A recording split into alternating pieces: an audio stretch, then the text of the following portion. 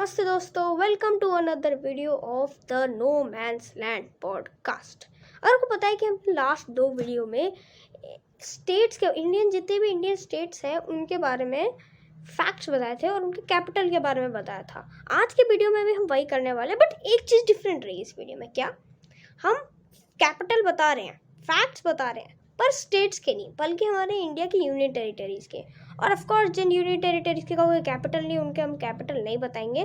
तो चलिए स्टार्ट करते हैं सबसे पहली union territory Andaman and Nicobar island के साथ। Andaman and Nicobar island bay of Bengal में पड़ने वाला एक ग्रुप ऑफ आइलैंड्स है जो जो अंडमान एंड निकोबार के नाम से जाना जाता है। यानी कि अंडमान एंड निकोबार आइलैंड एक बड़ा सा आइलैंड है जिसको दो हिस्सों में, निकोबार आइलैंड्स और अंडमान आइलैंड्स में बांट रखा है। अब इसका कैपिटल जो है वो है पोर्ट ब्लेयर। और इसके बारे में इंटरेस्टिंग फैक्ट ये है कि अंडमान एंड निकोबार आइलैंड में ही एक छोटा सा आइलैंड पड़ता है जिसका नाम है नॉर्थ सेंटिनल आइलैंड।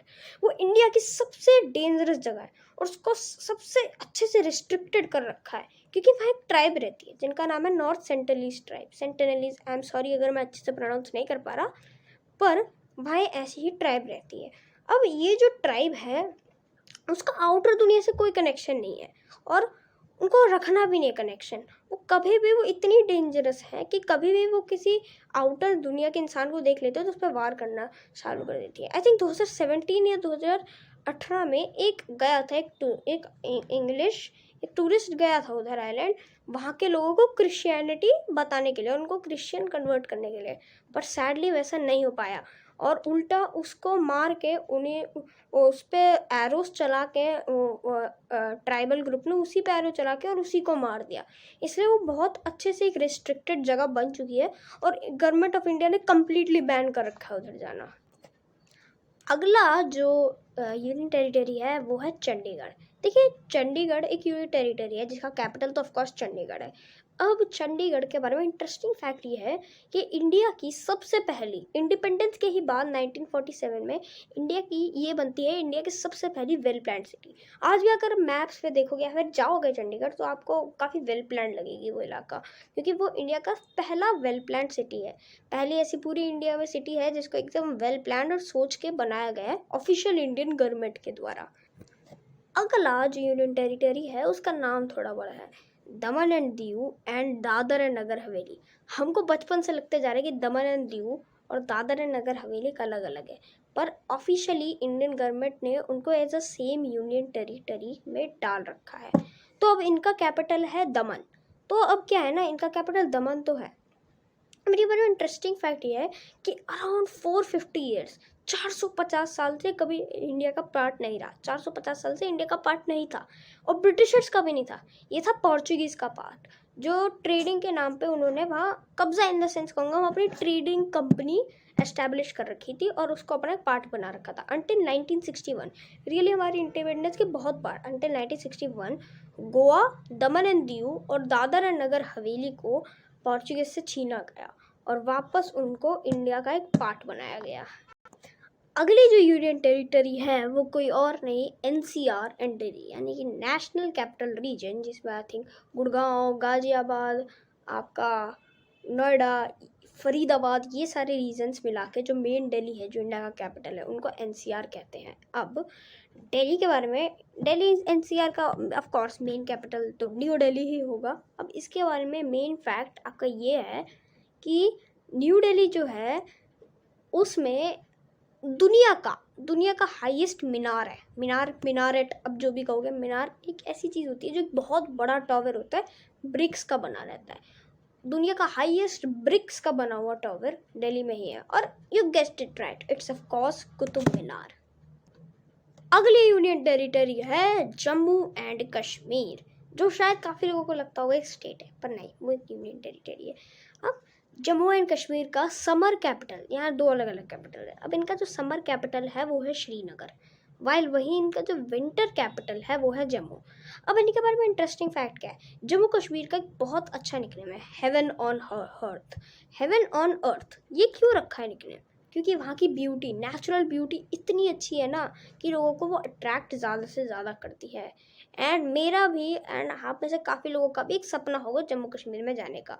अगर आप जम्मू कश्मीर में रहते हो तो ऑफ कोर्स आप जानते हो कि वहाँ की ब्यूटी, नॉट सिटी ब्यूटी, मैं सिटी ब्यूटी नहीं कहता, पर अगर आपने जम्मू कश्मीर को एक्सप्लोर किया है, वहाँ घूमे हो, तो आप जानते हो कि वहाँ की beauty, it's really heaven on earth. अगला यूनियन टेरिटरी है लद्दाख, जिसका कैपिटल है ले। अब लद्दाख भी काफ़ी लोगों को लगता होगा एक स्टेट है फॉर इंस्टेंस, पर it is also union territory और इंडिया का नॉर्दर्न मोस्ट पार्ट है लद्दाख।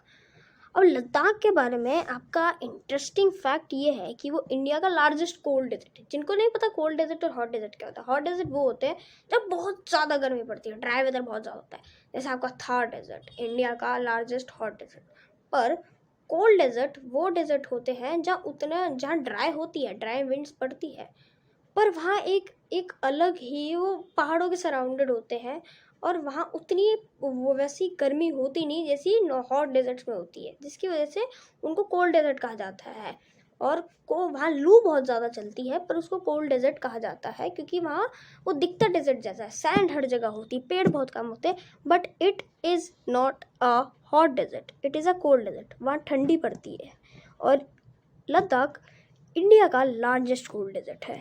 अगली यूनियन टेरिटरी है लक्षद्वीप। अभी जो मालदीव्स और लक्षद्वीप की कंट्रोवर्सी हुई थी, उससे आप लक्षद्वीप को तो जानने लगोगे, और हम में से काफ़ी लोगों ने लक्षद्वीप को विजिट भी किया होगा। अब लक्षद्वीप एक यूनियन टेरिटरी है और एक आइलैंड यूनियन टेरिटरी है, same as Andaman and Nicobar island, but वो बे ऑफ बंगाल में यानी कि इंडिया के ईस्टर्न साइड पे होने से ज़्यादा वो अरेबियन सी में यानी कि इंडिया की वेस्टर्न साइड पे है।